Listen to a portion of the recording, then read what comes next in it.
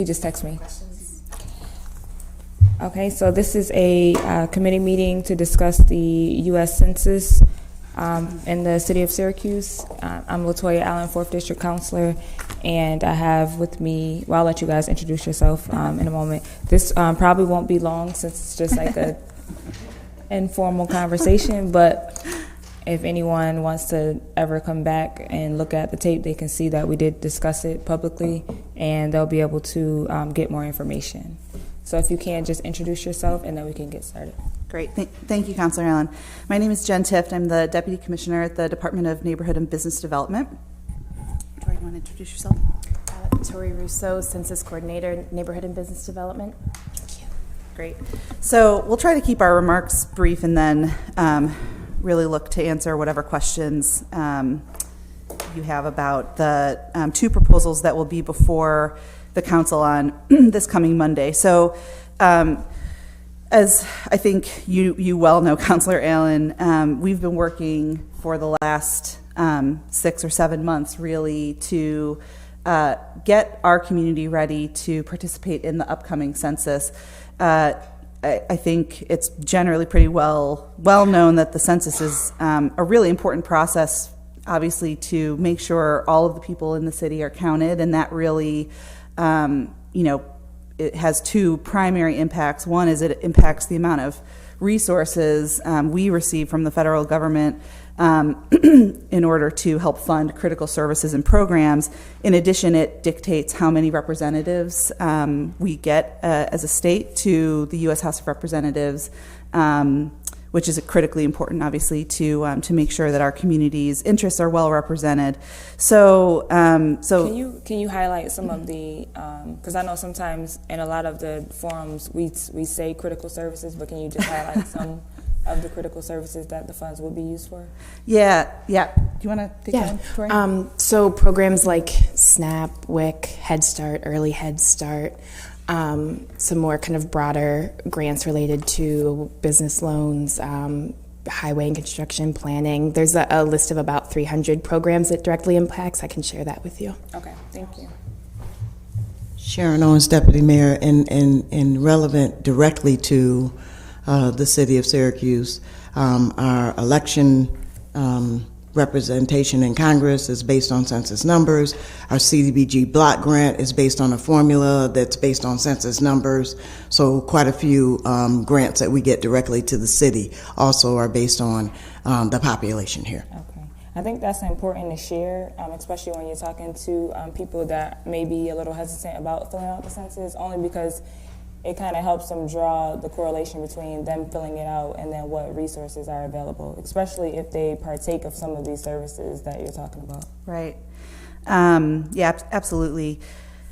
And so to that end, Counselor, we have been really coordinating, and Tori, from the city's perspective, has been playing kind of a lead role in coordinating a pretty broad coalition of organizations and key stakeholders, pretty much leaders from all walks of life in the city for the last 7-ish months to really get ourselves prepared for outreach, to be able to get out to the neighborhoods to encourage people to participate in the census process.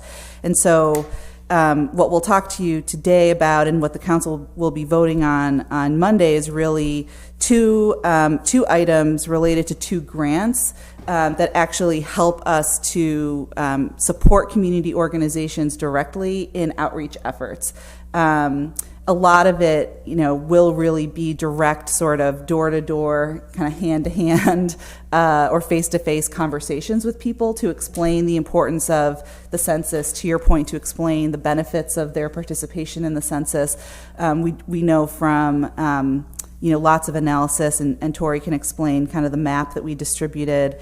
There are many hard to count, what have been determined to be hard to count census tracts in the city of Syracuse, which create, kind of barriers to making that case and to making people feel comfortable to participate in that process. And so we really think, having as much direct citizenship or resident contact as possible to raise awareness about the importance of it, and then to actually help them, potentially providing technical assistance to help them fill out the forms is really important. And so with that, I'm going to turn it over to Tori, and she can provide a little bit more detail in terms of some of the key activities we've done to date, more importantly, some of the things that are planned moving forward, and how we're going to deploy these 2 grants, assuming the council approves them on Monday.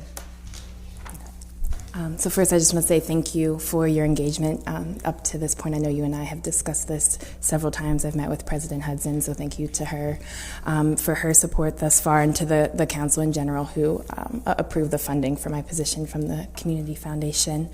So the work that we've been doing here, I guess to start with the map and kind of set up the story and go into some of the approach there, the map that you have in front of you shows you the risk of undercount by tract in the 2020 census. So this is based on response rates from 2010, as well as looking at the demographics of these tracts and people who have been historically and traditionally undercounted. You can see we have about 20 tracts that are this purple color that predicts that more than 30% of households in those tracts will not self-respond. We know if a household doesn't self-respond, it's a lot less likely that when a census taker comes to their house to follow up with them, a lot less likely that they'll be counted in that process. The kind of next level that you see, these orange colored tracts, again, about 20 of those also fall in that high risk of undercount range. So, altogether about 2/3 of our city is considered some of the hardest to count and historically has been undercounted in past census. So what are we doing about that? Jen had touched on that we have this kind of broad coalition of community organizations. If you look on page 2, we have that listed out to the best of my ability. Kind of how this came to be was an internal team of city staff and county staff and representatives from the Community Foundation identified some of those key leaders, key organizations in our community, and kind of tapped them to help continue to build this infrastructure, to pull in the organizations and coalitions that they work with, and really the end goal being to help us push this census information about the impact, about how to make sure you're counted to that resident level. So we've really been leaning on and are really thankful for these community partners. They're the organizations, the people that are serving our residents every day. They have established relationships, they have established trust, and they are critical to this process of communicating about the census.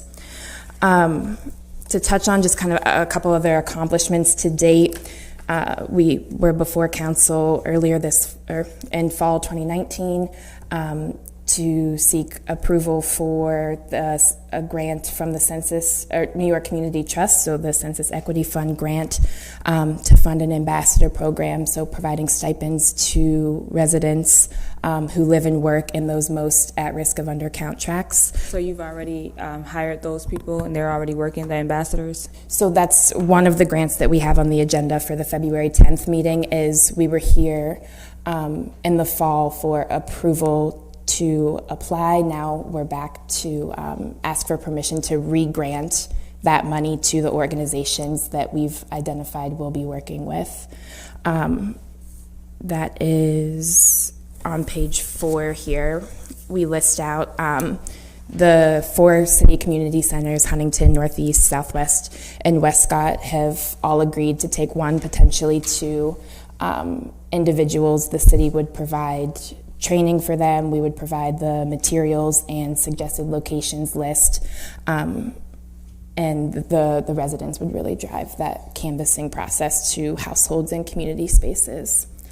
A couple other just kind of key things to touch on. We were also awarded a grant from M&T to fund a series of events that will be coordinating and hosting in April, again in these most at risk of undercount tracts, partnering with community organizations and providing devices and volunteers and opportunities for residents to self-respond.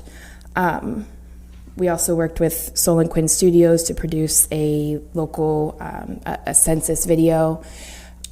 That's kind of one thing I've heard from community groups is there's a lot of information out there, but it means a lot more when it's coming from people that they know, people that they see in the community. And people are more willing to watch a video than to read a packet. Yes. Yep.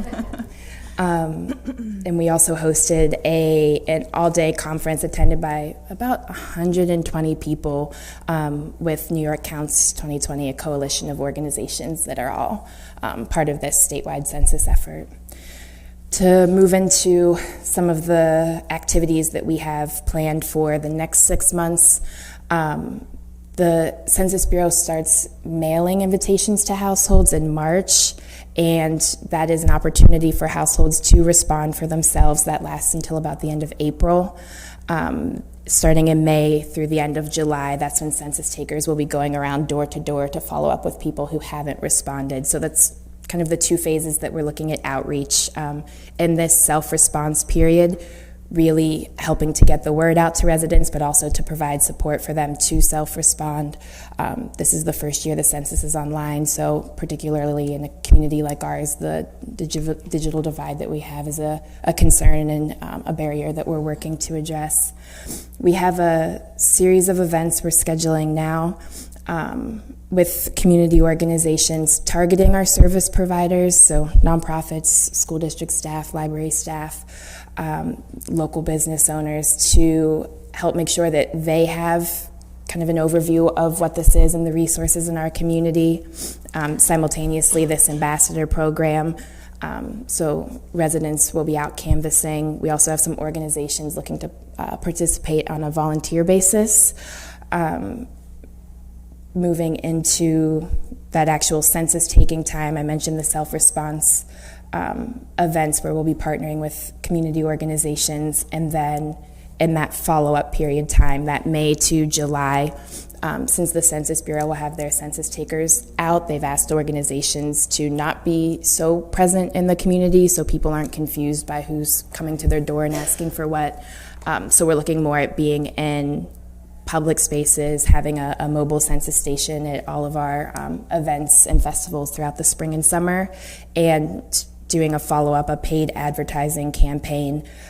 We're told by the Census Bureau we'll know in near real time how tracts are responding.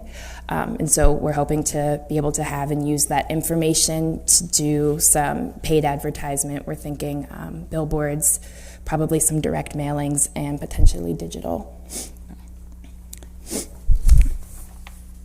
So that's kind of a broad overview of the plans that we've put into place. We're now transitioning into this actual stage of doing things.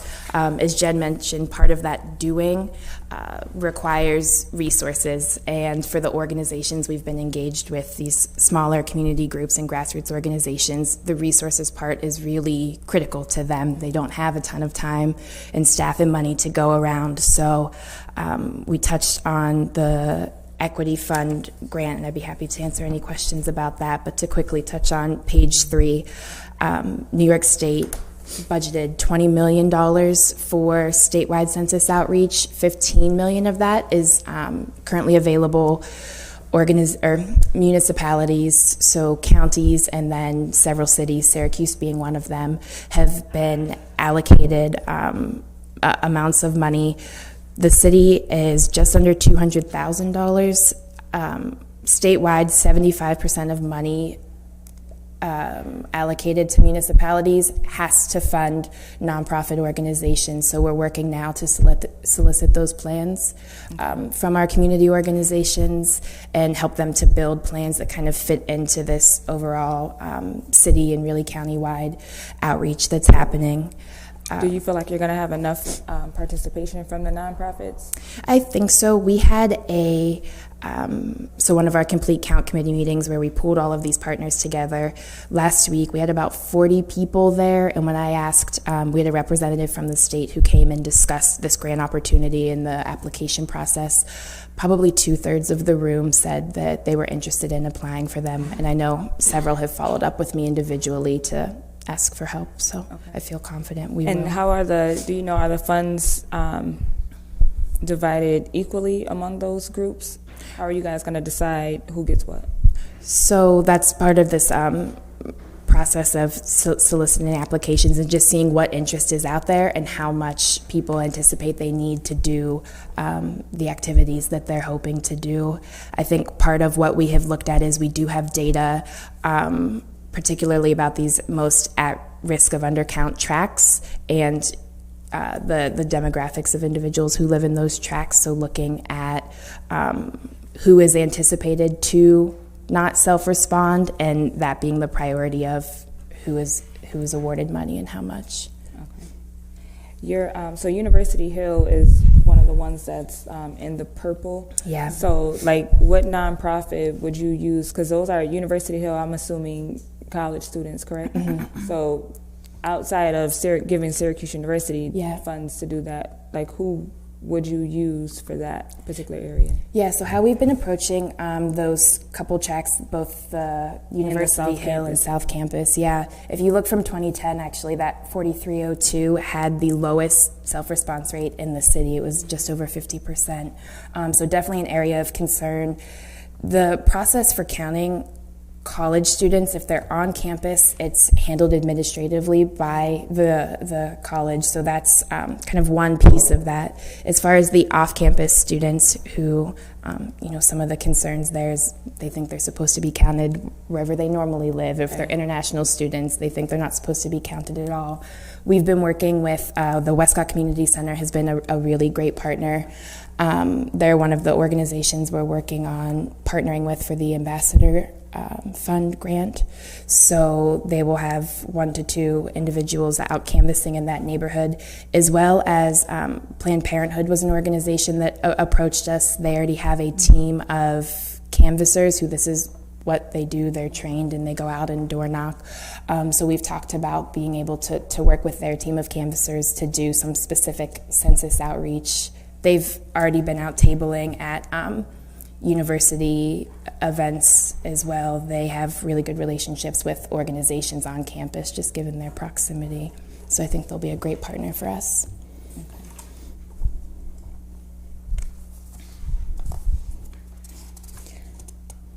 I was so you were on this page, but I wanted to just be clear on page 3. Mm-hmm.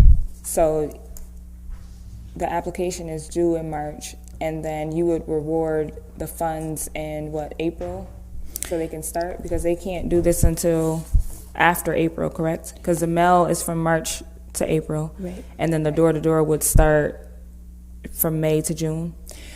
Yeah. So the timeline of this grant would be the application for municipalities is due March 2nd. We're told by the state we should be approved by March 10th. Potentially earlier if the application is in earlier. We have to wait for the award letter from them, and then at that point funds will be dispersed according to this fund disbursement timeline that they've laid out. So my hope is to have our application in early, which requires having information from organizations early, but to try and get that money to our organizations as soon as possible within March so they can begin their work. Because you wouldn't, I'm just asking because it doesn't seem like you would get the money from the state in time to give it to the nonprofit. So where would you be pulling the money from up until that point? You get what I'm saying? Yeah. Well, so I think, and obviously this is always potentially subject to change, I suppose, but I think what we've heard from the state, because of the sensitivity of the timing around these things, obviously they are certainly looking to award or to send out the award letters much more quickly than the state would right. Normally. That's what so my concern is. They have like a 1 week turnaround time for themselves, which remains to be seen if it actually happens. But we've been told that they will provide 40% of the funds. So potentially that's about what for us $80K. Immediately. So what immediately means, I don't know if Sharon, you have additional ideas about that, but we believe we would have the funds, at least the 40% of the funds immediately. This process was supposed to start around December, and then they stopped it. We were ready with an application ready to go. The state stopped it, and then they reissued it with this timeline now. For obvious reasons, that puts us in a huge time crunch, right? Because the real initial push is to try to get as many people to self-report in April. Right. The other anomaly around this is that the census doesn't really, they're going to have their own canvassers for after the self-count. And so they are sending the message to us that they don't want both out there and confusing people. I've said this to Tori repeatedly, that unless they hire the same people that we're going to be sending out as ambassadors, nobody's going to answer the door. Yeah. So this is kind of a moving part kind of thing right now. I don't see how they're not going to try to figure out how we can not confuse, but to use these folks who know the neighborhoods as gatekeepers to get them to the door. Right. Because these populations are, unless you hire people from those neighborhoods, which is the other thing I'm sure Tori was going to talk about, they still need to hire a lot of people for after the April month, after the self-report period. And people have not signed on. It's a temporary job. So it could be, so that's the other thing we need to proactively do, is to get people signed on with the census to actually work for that time period between April and... Trainings like March and April, the bulk of work is May through July. Through July. So you have the same questions we do, because the time frame was pushed into this year. We were supposed to be starting this in December. Even the application day, it's only 8 days, and I've never seen, I haven't been around too long, but I haven't seen the state move that fast, like in 8 days, so that's why it just seemed alarming, but. Neither have I. Yeah. Okay. We're going to be hopefully optimistic that they can turn this around quickly, but I think your point's well taken. Okay. Anything else? I don't think so. I think I would just emphasize the Deputy Mayor's point there of that's kind of another area where we need to focus some attention, particularly right now, is helping our residents to know that these job opportunities are available and we need them. So how many jobs will you think you have? So the Census Bureau, they have a goal of having, I think, just over 3,000 people to apply. They'll end up employing around 1,000 people, and that's for Onondaga County. The last that I heard, so just a little over a week ago, they had reached 50% of their goal for applications. Okay. And so how many do you suspect for the city of Syracuse? I can't answer that question, but I could ask the Census Bureau and get back to you. And you don't know, so you wouldn't be able to see the numbers as far as, I know this is for Onondaga County, but you wouldn't even know like a percentage of how many people from the city actually applied? I don't have that information. I could see if they would make it available to me, but they have full control over that application and hiring process. Really, our role has been just awareness. Okay. Because the Onondaga County resident, so to speak, is way different from a city resident when you're talking about going door to door. And the hard to count populations, other than very targeted county populations that we are aware of and we know about, but the concentration of them are absolutely in the city. Right. Anecdotally, just from talking to people, a lot of people don't know about the availability, so it's really us getting the information out, showing them how to go on. It's online. I don't know if that could be another hindrance. And the fact that it is temporary, which makes people wonder whether or not it's something they can do. I do believe that it is flexible about when you do it and how you do it. And particularly in some of the neighborhoods we're talking about, it would be great if people would sign up and it was a part-time thing that they did at night or on the weekends. Right. So to our point, we have to get as much simplified information as possible, even having part of a census job fair to come in to a location, get online, and fill them out. And we have to, some people are going to be worried about if they take this part-time job, does it affect their benefits that they get? It doesn't affect their benefits? No, there is a waiver. I'm not sure. I think there are specific benefits that it doesn't, it won't affect. So I have that information. And I think that has to be clear to people before they even get to that point of deciding if they want to apply. Because some people just simply won't apply because they feel like it's going to affect their benefits. Right. And then how much control do we have, or do you guys have locally on deciding once you get those ambassadors, like which people are going into which neighborhoods? Because I know the idea is to get people to, you want them to go into their own neighborhood, but ideally, how much control do you guys have over that?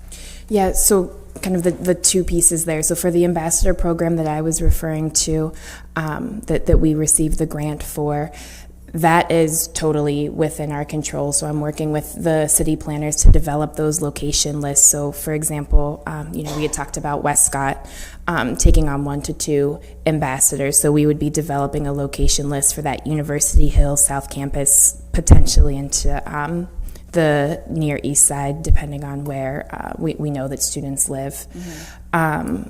So that is within our control. As far as the Census Bureau and the census takers that they'll have going out in May through July, it's my understanding that they try to match people based on zip code, I think, but they do try to match people based on where they live to be working in that same area. It just depends on who ultimately applies and accepts the job. Okay, and are they going out and like, do you know just like specific details? Are they going out like in pairs, or is like one person? Like I live at home alone with my kids, so if a guy comes to my door at 6:30, 7 o'clock at night, I'm not opening the door. Yeah. You know what I mean? Yeah. So you're gonna have a lot of people like feeling the same way. Like they will not open the door for certain people. So I guess it's just, we have to be very creative on how we do it, but then we also have to be very open-minded and just put yourself in people's position. Like, would I open the door if it's 8 o'clock at night and a guy is knocking on my door? Yeah, I think we'll need to be very proactive just in terms of how we manage our sub-grants, both under both of these different grant programs. So for the ambassadors, we've obviously identified the 6 organizations we think we're going to work with, or we hope to work with.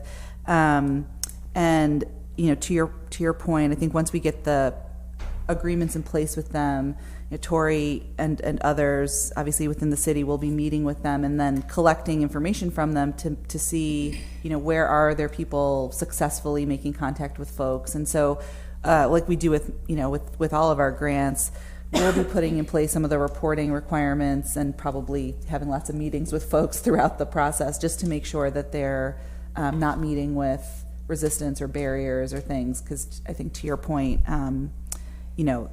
every hour counts of outreach, and so we don't want people to to feel like the time that they're spending, and by relationship the money that they're spending on this, isn't actually having an impact. So we'll be putting that process in place. And Counselor, that's exactly why we wanted to make an ambassador program, so the city isn't trying to think for specific neighborhoods and specific populations.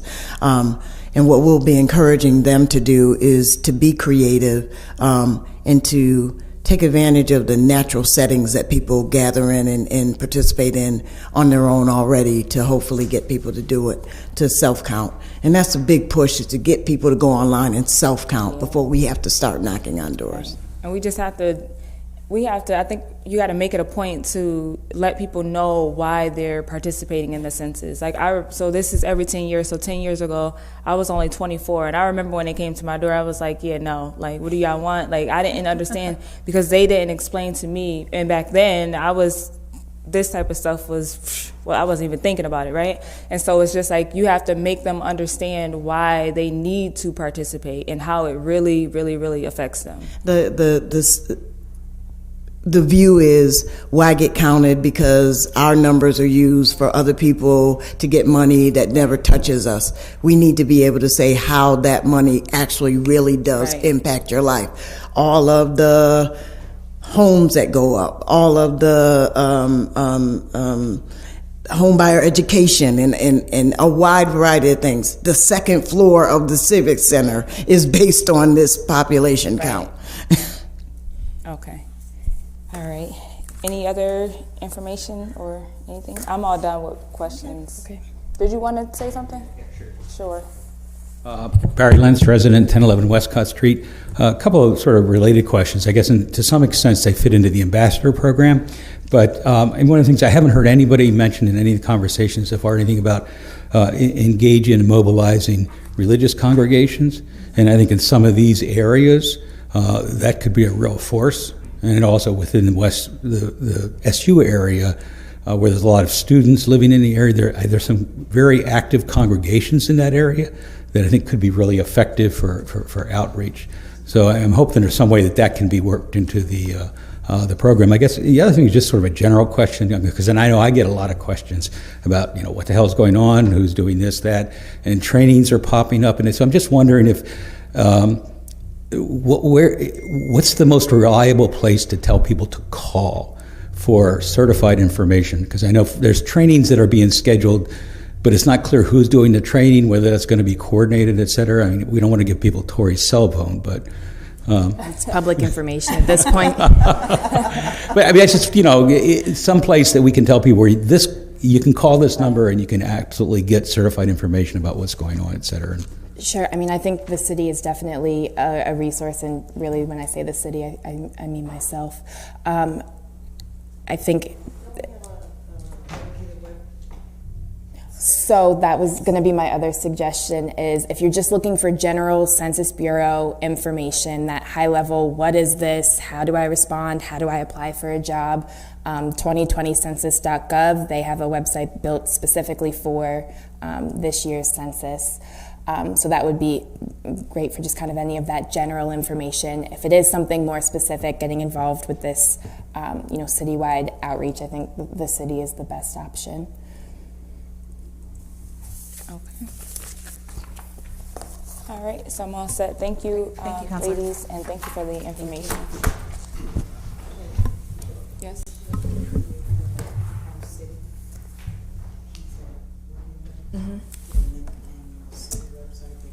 Yeah, that goes to the...